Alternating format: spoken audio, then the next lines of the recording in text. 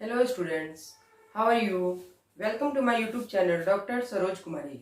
हम लोग अपने YouTube चैनल पे क्लास 11th की बायो पढ़ रहे हैं और क्लास 11th की बायो के प्रीवियस वीडियोस में हम लोगों ने बायोलॉजिकल क्लासिफिकेशन कंप्लीट किया है और उस बायोलॉजिकल क्लासिफिकेशन में क्या पढ़ रहे हैं? फाइव किंगडम क्लासिफिकेशन पढ़ रहे हैं। ठीक है, हम लोग फाइव किंगडम क्लासिफिकेशन पढ़ रहे हैं और हम लोगों ने अपने फाइव किंगडम क्लासिफिकेशन में किसने दिया था? विटाकर ने। रिकॉल करा रही हूं एक बार फिर से। आर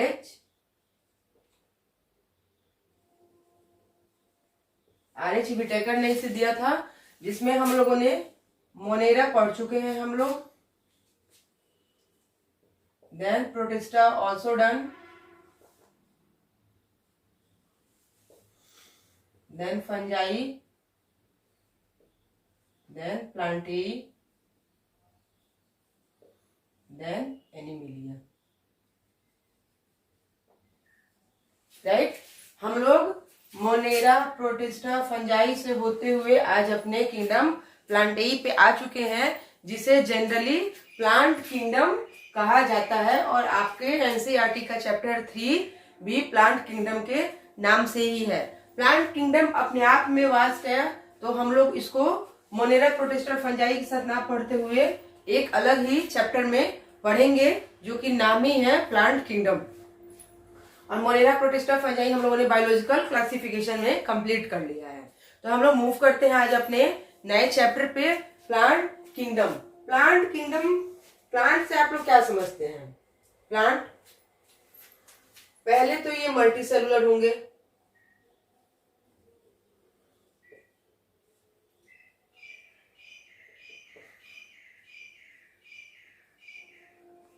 प्लांट किंगडम की बेसिक कैरेक्टरिस्टिक जो है कि प्लांट किंगडम क्या होगा? यूनिसेलुलर नहीं होगा, प्लांट किंगडम मल्टी सेलुलर। देखिए कैसे कैसे हम लोग बढ़ गए। यहाँ पे ए सेलुलर, फिर यहाँ पे भी ए सेलुलर, देन यहाँ पे ए सेलुलर, मल्टी सेलुलर दोनों आए, और यहाँ क्या हो गए हमारे? Only on multi cellular, no one of unicellular. तो ये मल्टी सेलुलर है और क्या करते हैं? Manufacture its on food.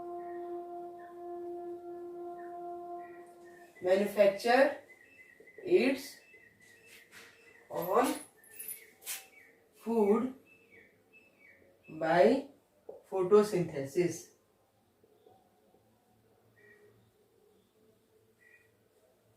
Photosynthesis इनकी मेन कैरेक्टरिस्टिक क्या है कि ये मल्टी सेलुलर होंगे और अपना भोजन खुद बनाएंगे और प्रोकैरियोटिक नहीं होंगे, यूकैरियोटिक होंगे। तो प्लांट किंगडम जैसे सारे किंगडम्स का क्लासिफिकेशन हुआ था, उसी तरह प्लांट किंगडम का भी क्लासिफिकेशन हुआ। और वो क्लासिफिकेशन कैसे हुआ?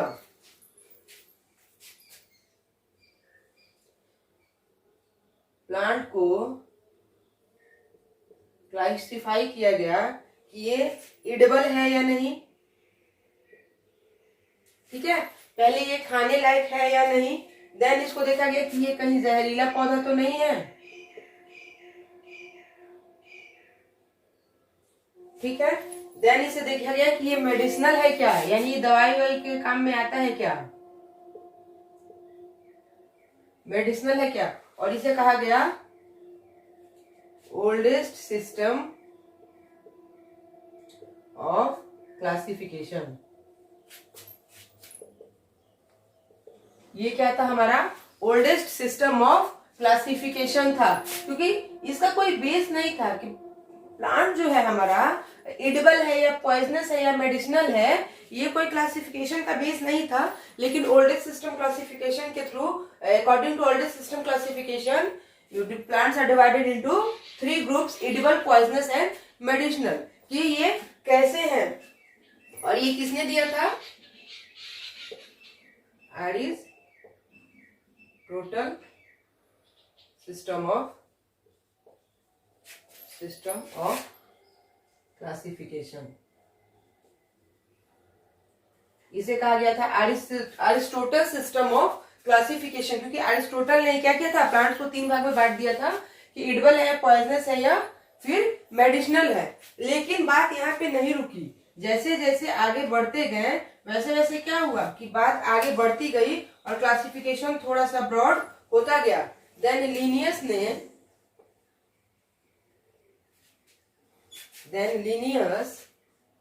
1754, ठीक है, इन्होंने क्या किया कि प्लांट को 25 क्लासेस में डिवाइड किया। प्लांट्स डिवाइडेड इन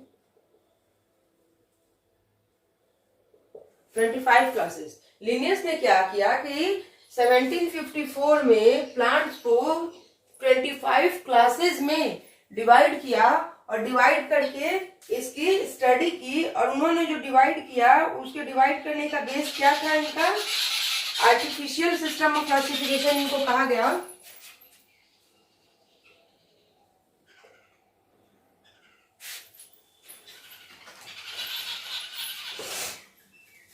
आर्टिफिशियल हम लोग बाद में पढ़ेंगे कि कौन कौन से क्लासिफिकेशन हुए।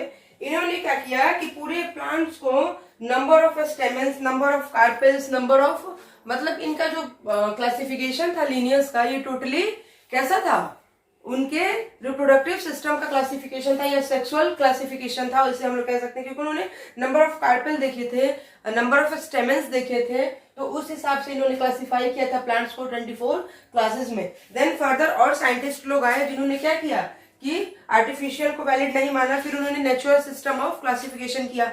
फिर कुछ आया, उन्होंने कहा कि नहीं नहीं, नेचुरल में भी कुछ कमी है, रुको इसमें क्या करते हैं, फाइलोजेनी को इन्होंने ऐड नहीं किया, इसमें फाइलोजेनी ऐड कर देते हैं।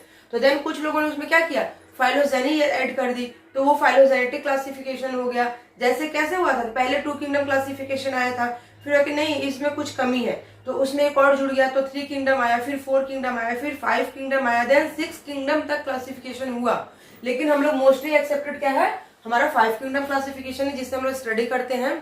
ठीक उसी तरह प्लांट्स का क्लासिफिकेशन भी हुआ, तो ये भी 3 कैटेगरी में हुआ। पहले आर्टिफिशियल क्लासिफिकेशन हुआ, फिर नेचुरल क्लासिफिकेशन हुआ, देन फाइलोजेनेटिक क्लासिफिकेशन हुआ, जिसे अभी हम लोग पढ़ेंगे। Classification system, classification system,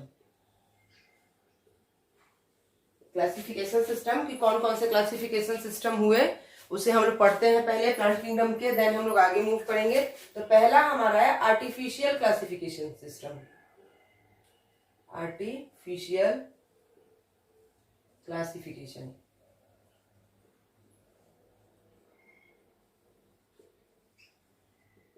artificial classification system.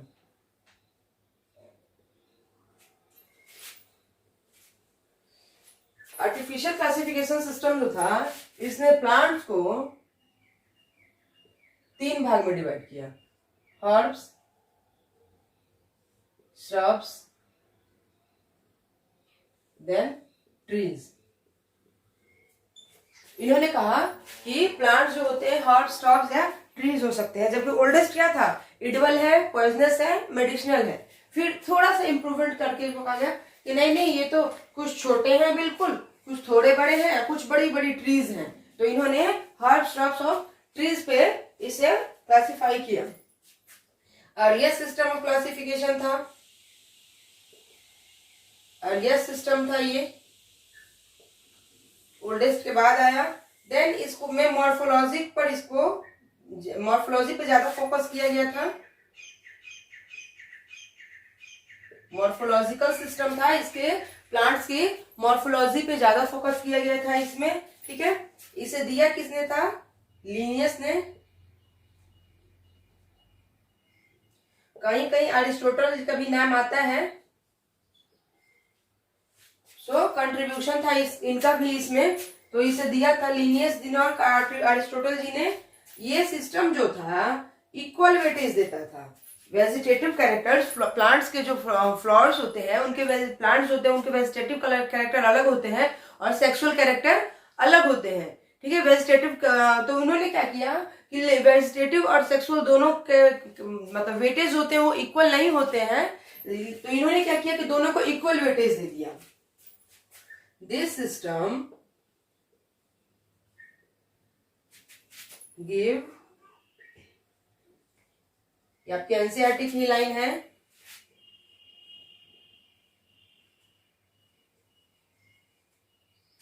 Equal weightage to vegetative and sexual character. इन्होंने इस सिस्टम ने क्या किया, आर्टिफिशियल क्लासिफिकेशन सिस्टम ने, कि वेजिटेटिव कैरेक्टर को और सेक्सुअल कैरेक्टर को इक्वल वेटेज दे दिया। तो ये जो कि सही नहीं था, ऐसा नहीं होता है। देन इन्होंने क्या देखा, कैरोलस लीनियस ने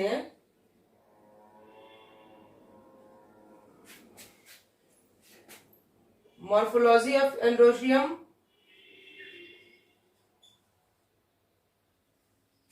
मॉर्फोलॉजी ऑफ एंड्रोशियम देखी।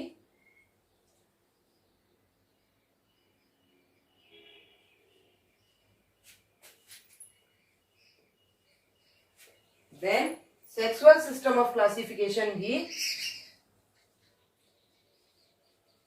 Sexual system of classification. थोड़ा सा इसमें इम्प्रूवमेंट हो गया कि हर्ब्स और ट्रीज को इन्होंने शुरू में देखा ही, लेकिन फिर बाद में क्या हुआ कि इन्होंने कहा कि एंड्रोशियम की मॉर्फोलॉजी देखी जाएगी। तो एंड्रोशियम की मॉर्फोलॉजी के हिसाब से क्या करेंगे, प्लांट्स को क्लासिफाई करेंगे। और एंड्रोशियम की मॉर्फोलॉजी क्या है, सेक्सुअल सिस्टम ऑफ क्लासिफिकेशन है। वो एंड्रोशियम गायनेशियम कहाँ आते हैं, सेक्सुअल सिस्टम में आते हैं, सेक्सुअल पार्ट है वो। तो इसलिए इसको कहा गया कैरोलस, जबकि इन्होंने एंड्रोशियम की बात कर दी कि हम एंड्रोशियम के मॉर्फोलॉजी पे प्लांट्स को क्लासिफाई कर रहे हैं अपने आर्टिफिशियल सिस्टम में। तो इन्होंने किसकी बात कर दी, उसके सेक्सुअल सिस्टम की बात कर दी। तो इसलिए यहाँ इसको सेक्सुअल सिस्टम ऑफ क्लासिफिकेशन भी कहा जाता है। अगर एग्जाम में क्वेश्चन पूछ देता है कि sexual system, which system of classification called the sexual system of classification, तो हम लोग आंसर लिखेंगे आर्टिफिशियल सिस्टम ऑफ क्लासिफिकेशन। इनकी कुछ डिसएडवांटेजेस थी। इनकी डिसएडवांटेजेस क्या थी कि closely related species are separated,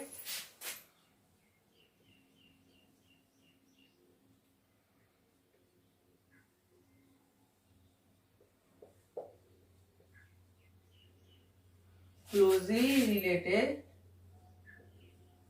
species are separated। कुछ स्पीसीज ऐसी होती हैं कि जिनकी मॉर्फोलॉजी, जिनके कैरेक्टरिस्टिक्स, जिनके सेक्सुअल कैरेक्टर्स क्या होते हैं, मैच करते हैं। तो उन स्पीसीज को आपस में क्लोजली रिलेटेड कहा जाता है। तो इन्होंने क्या किया था कि एंड्रोशियम के हिसाब से जब क्लासिफिकेशन करने लगे तो उन्होंने क्या किया कि वो स्पीसीज अलग अलग हो गई। जबकि क्या होता है कि क्लोजली रिलेटेड जो लोग होते हैं वो एक ग्रुप में होते हैं, तो उसी तरह क्लोजली रिलेटेड जो स्पीसीज थी प्लांट्स की वो एक ग्रुप में होनी चाहिए थी। तो इनके इस आर्टिफिशियल सिस्टम क्लासिफिकेशन में क्या हुआ, इसको इन्होंने सेपरेट कर दिया, अलग अलग कर दिया।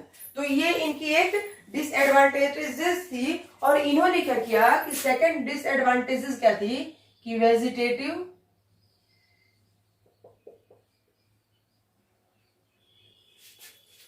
Character and sexual character have equal weightage. Sexual character को और वेजिटेटिव कैरेक्टर को इन्होंने क्या किया, इक्वल वेटेज दे दिया। तो ये भी इनकी डिसएडवांटेजेस थी, जबकि यहाँ पे इन्होंने गलत किया, इक्वल वेटेज नहीं देना चाहिए था।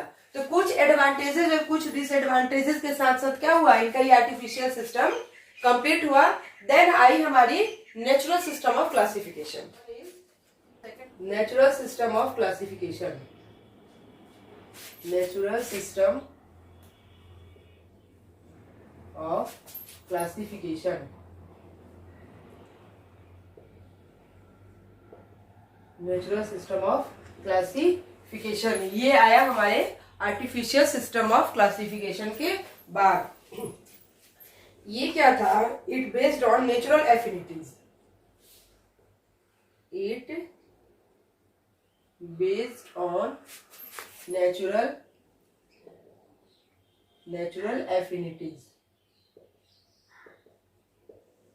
ये नेचुरल एफिनिटीज पे बेस्ड था। और वो नेचुरल एफिनिटीज क्या थी, मॉर्फोलॉजी ठीक है। देन उसके बाद था हमारा एनाटॉमी प्लांट का।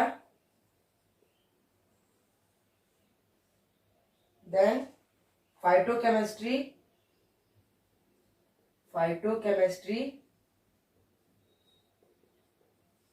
and the last one is embryology.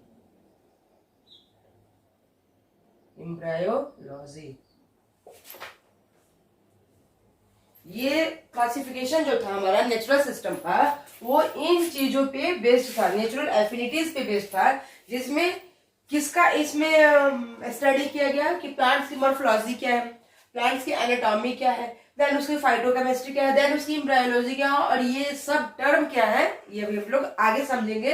आप लोग बस ध्यान रखिए कि नेचुरल सिस्टम क्लासिफिकेशन में किन किन चीजों को ध्यान में रख के प्लांट्स को क्लासिफाइड किया गया था। This system of classification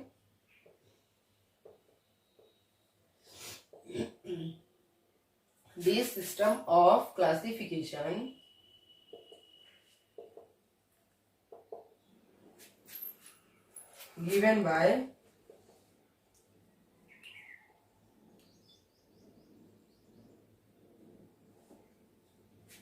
George Bentham.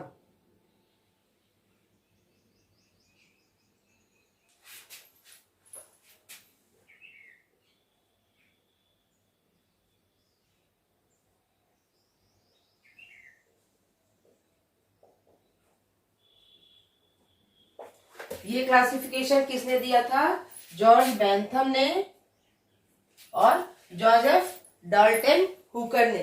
इन लोगों का क्लासिफिकेशन दिया हुआ था। ये कौन सा system of classification? Natural system of classification. जबकि आर्टिफिशियल सिस्टम ऑफ क्लासिफिकेशन किसने दिया था? कैरोलस लिनियस ने। और नेचुरल सिस्टम ऑफ क्लासिफिकेशन की बात आए तो जॉर्ज बेंथम एंड हुकर। आप लोग नाम रखिएगा, बेंथम एंड हुकर। इन लोगों ने दिया था artificial classification of system. More weightage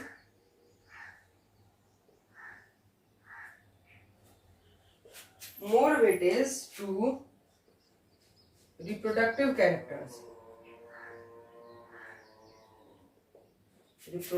characters. More weightage to reproductive characters.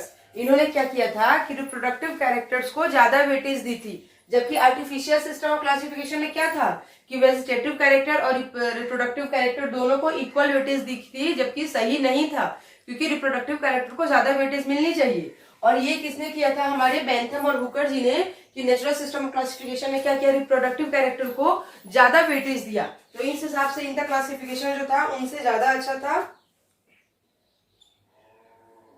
According to him, कौन? Bentham and Hooker. According to him, plant kingdom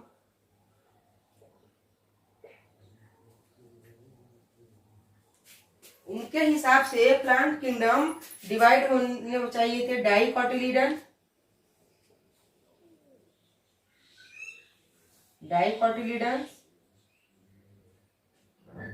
gymnosperms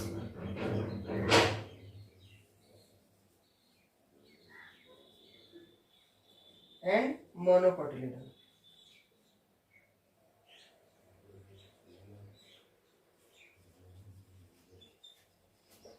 इनके हिसाब से प्लांट्स डिवाइड होने चाहिए थे हमारे मोनोकोटिलीडन, डाइकोटिलीडन और जिम्नोस्पर्म्स में। ठीक है। और इसी को ध्यान में रख के इन्होंने क्या किया कि इसको प्लांट्स का डिवीजन किया। बट यहाँ पे इनका भी एक डिसएडवांटेजेस था, और क्या था कि इन्होंने not included evolutionary system, not included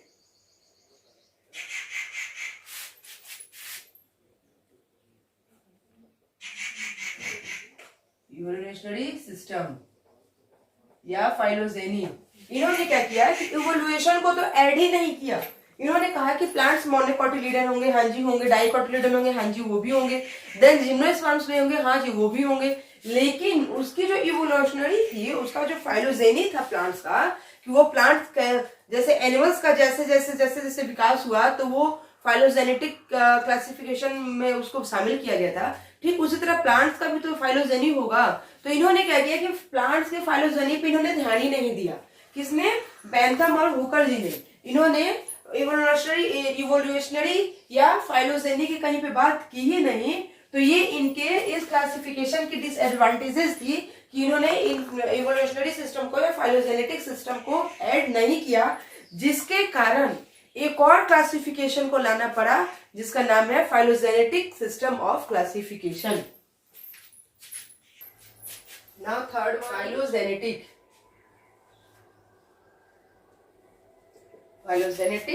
system.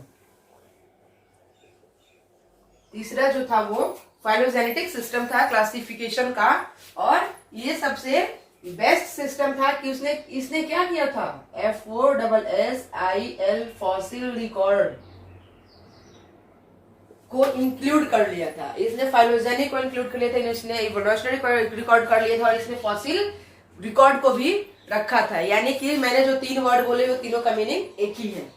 इन्होंने फॉसिल रिकॉर्ड रखा था, जिसके कारण कि ये जो फाइलोजेनेटिक सिस्टम हुआ यही मोस्टली एक्सेप्टेड हो गया।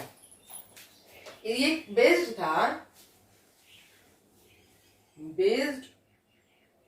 ऑन द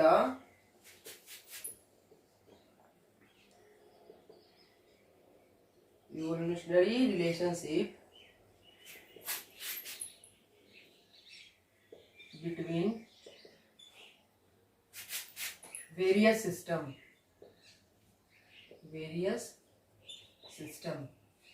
इन्होंने क्या किया कि वेरियस सिस्टम को इवोल्यूशनरी रिलेशनशिप जो था वो अलग अलग ऑर्गेनिज्म, वेरियस सिस्टम में वेरियस ऑर्गेनिज्म का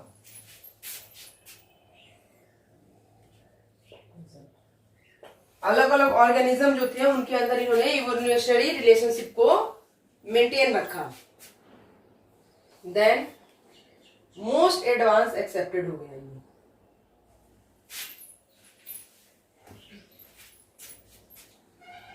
मोस्ट एडवांस एक्सेप्टेड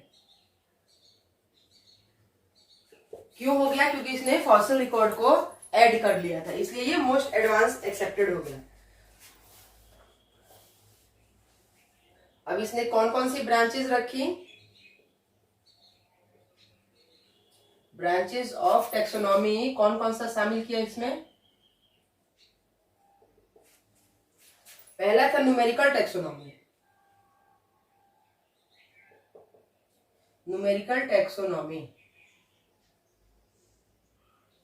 ठीक है, इन्होंने पहला किसको शामिल किया?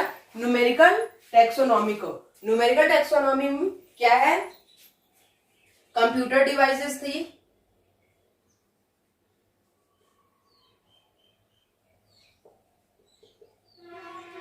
कंप्यूटर डिवाइसेस बेस्ड थी। देन कैरेक्टर्स के कोड होते थे,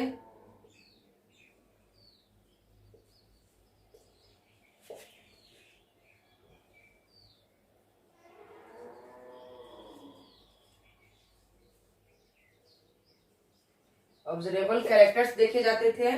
ठीक है, 100 of characters at once, 100 of characters at once. ठीक है, इक्वल इंपॉर्टेंट टू ऑल।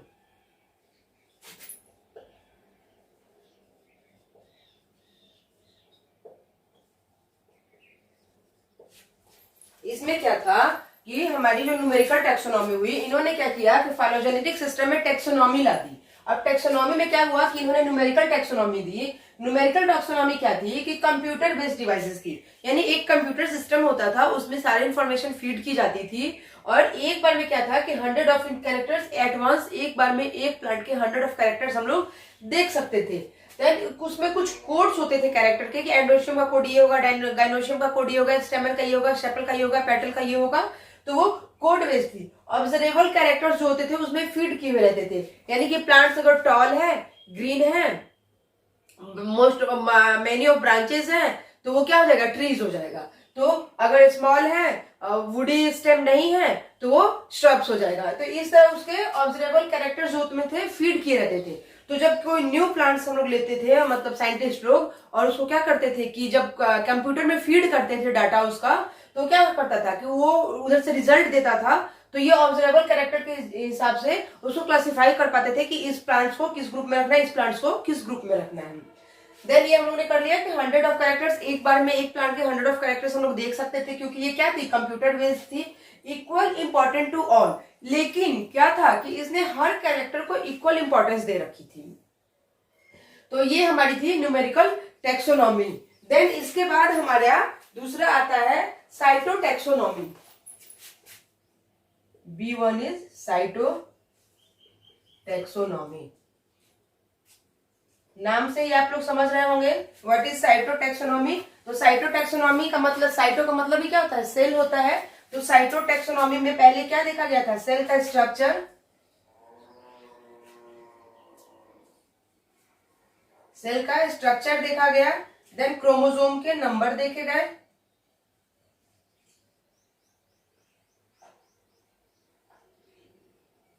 ठीक है। देन सेल का बिहेवियर देखा गया।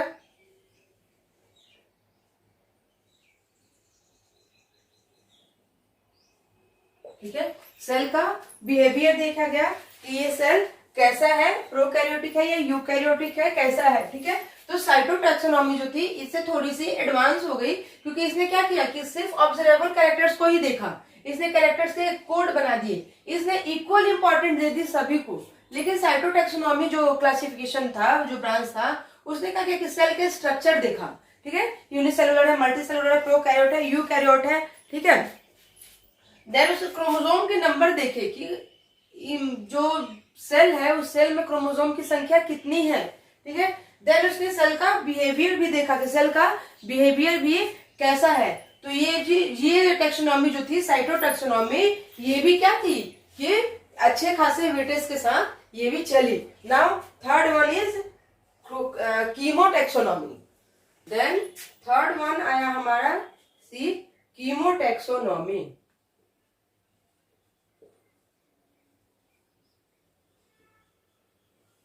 कीमोटैक्सोनॉमी, कीमोटैक्सोनॉमी जो था ये मोस्ट रिलायबल था। Most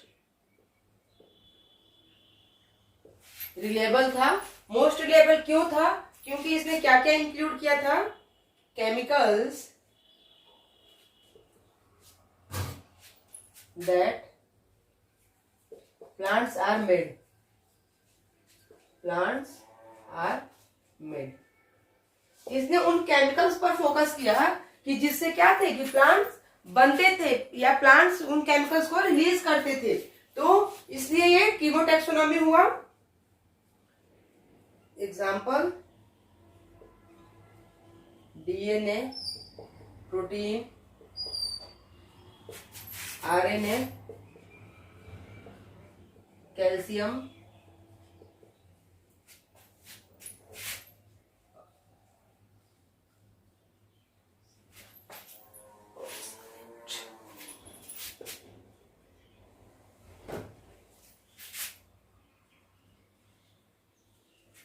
calcium oxalate crystals. ठीक है, एरोमेटिक कंपाउंड्स,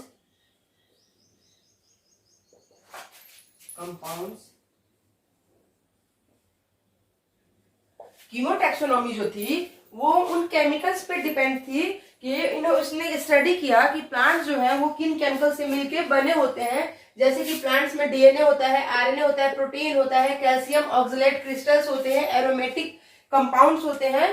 तो इन सब चीजों के कैरेक्टरिस्टिक के आधार पर इन्होंने क्या किया कि कीमोटैक्सोनॉमी एक अलग टैक्सोनॉमी कर दी कि प्लांट्स को इस पे देखा जाएगा। और यही मोस्ट रिलायबल भी थे, क्या हुए, यही हुए, ज्यादा चर्चा में ज्यादा प्रचलित यही कीमोटैक्सोनॉमी ही रही।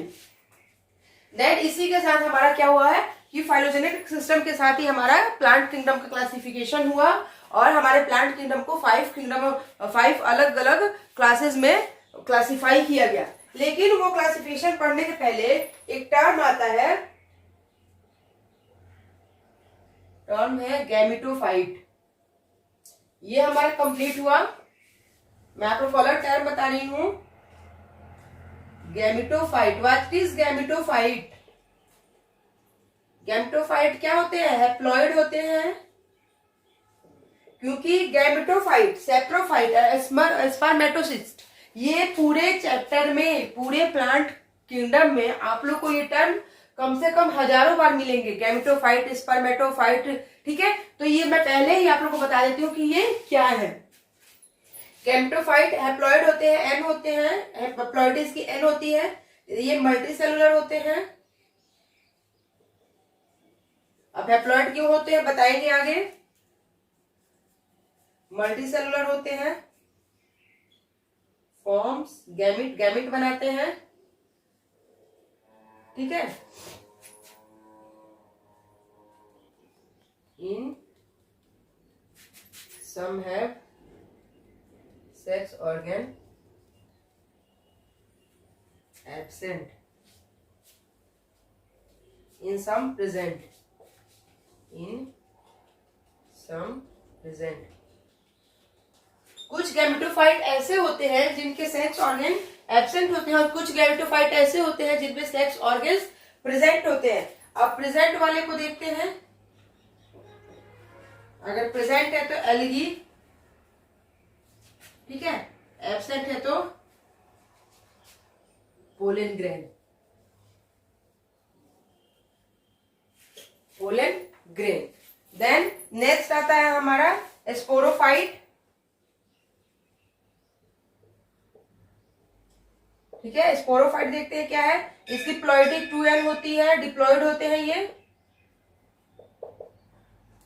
ठीक है, स्पोरोफाइट की प्लॉइडी 2n होती है, ये डिप्लॉइड होते हैं, ये भी मल्टी सेलुलर होते हैं।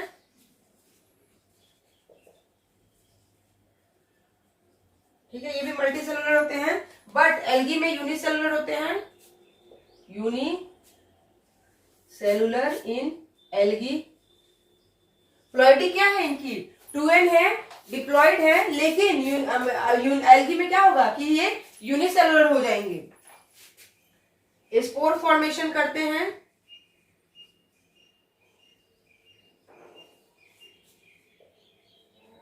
ठीक है, और ये मियोसिस के थ्रू डिवीजन करते हैं। ठीक है, ये कैसे डिवीजन करते हैं? गैमेट्स बनाते हैं, गैमेटोफाइट फॉर्म्स गैमेट, गैमेट बनाते हैं, बट स्पोरोफाइट क्या करता है? स्पोर फॉर्मेशन करता है और मियोसिस के थ्रू डिवीजन करता है। Now third and last one is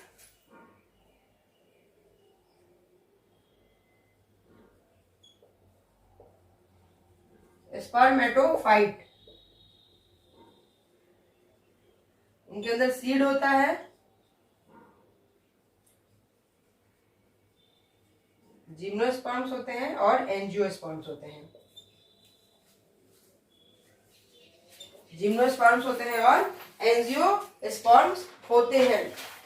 तो ये हमारे 3 बेसिक टर्म्स थे जो कि हमें बार बार मिलेंगे, इसलिए हमने इसको पहले ही रिकॉल कर लिया और समझ लिया कि ये टर्म्स क्या हैं। गैमेटोफाइट अगर कहीं टर्म मिलता है तो उसका मतलब क्या हुआ? मतलब कि वो मल्टीसेलुलर है, उसकी पोलैरिटी n है, हैप्लॉइड है, वो गैमेट फॉर्मेशन करेगा। ठीक है, अगर स्पोरोफाइट की बात आती है तो उसकी पोलैरिटी क्या हो जाएगी? 2n हो जाएगी, वो मल्टीसेलुलर होंगे और वो स्पोर फॉर्मेशन करेंगे, उनका जो डिवीजन होगा स्पोर फॉर्मेशन का वो मियोसिस के थ्रू कंप्लीट होगा। देन स्पर्मेटोफाइट की बात आएगी तो यानी कि वो जो भी प्लांट्स है उसमें सीड्स हैं, वो जिम्नोस्पर्म है और एंजियोस्पर्म्स भी है। ओके, देन हम लोग प्लांट किंगडम में मूव करते हैं, क्लासिफिकेशन देख लेते हैं इसकी। प्लांट किंगडम ये किस पे बेस्ड थी? Based on phylogenetic system, phylogenetic system, ये फाइलोजेनेटिक सिस्टम पे बेस्ड थी। कौन? हमारी प्लांट किंगडम। और देन इसको डिवाइड किया गया 2 पार्ट्स में, क्रिप्टोगैमस, क्रिप्टोगैमस, ठीक है, देन फेनिरोगैमस।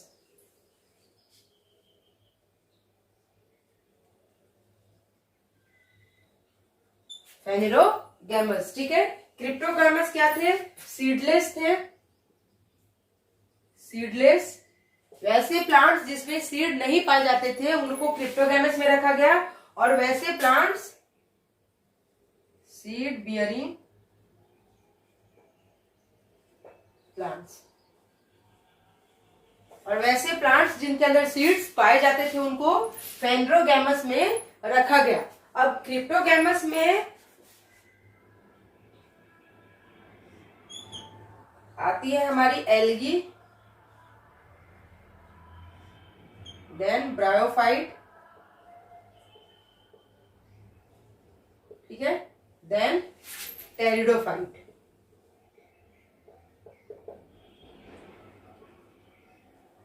ठीक है, और इसमें आते हैं हमारे फेलिनोगैमस में जिम्नोस्पर्म्स,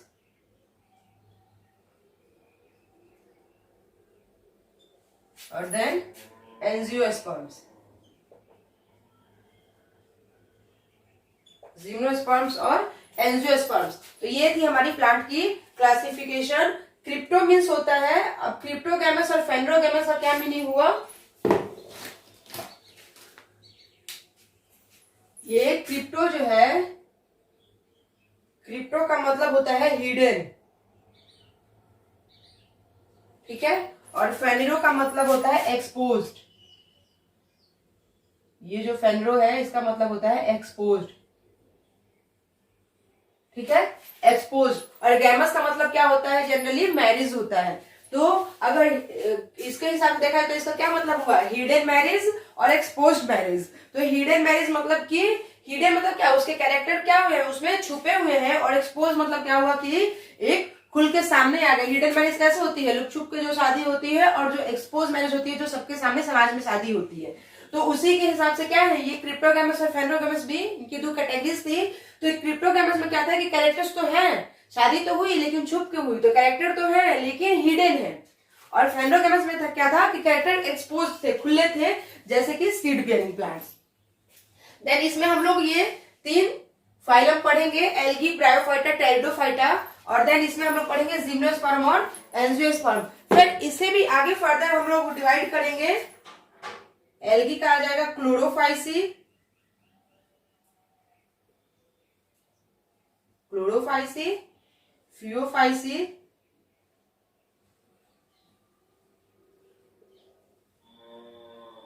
फियोफाइसी, रोडोफाइसी। ठीक है, देन ब्रायोफाइटा में आ जाएगा लिवरवॉर्ट्स, जो कि हमारी एनसीईआरटी में है, हमें पढ़ना है, मॉसेस। ठीक है, ए बी। देन टेरिडोफाइट में हम पढ़ेंगे फिलोप्सिडा,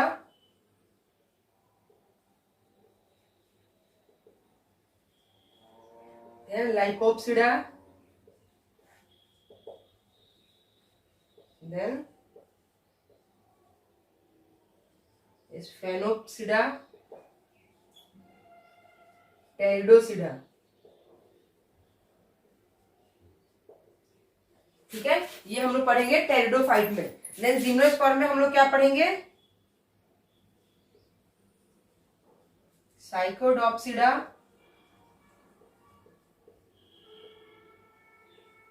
जिनेंकोप्सिडा,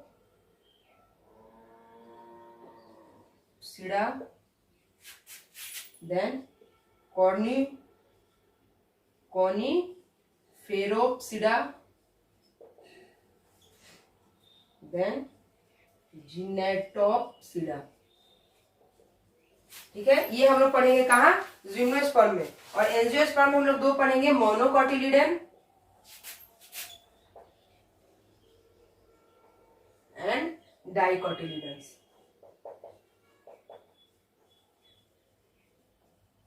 हम लोग ये कहाँ पढ़ेंगे? मोनोकोटिलिडन और डाइकोटिलिडन।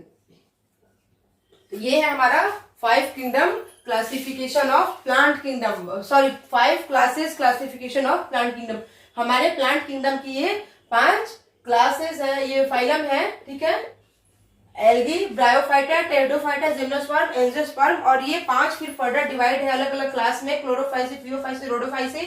ब्रायोफाइटा में पढ़ेंगे क्लास लिवरवॉर्ट्स और मोसेस, टेरिडोफाइटस का फिलोप्सिडा, लाइकोप्सिडा, सिनोप्सिडा और टेरिडोप्सिडा।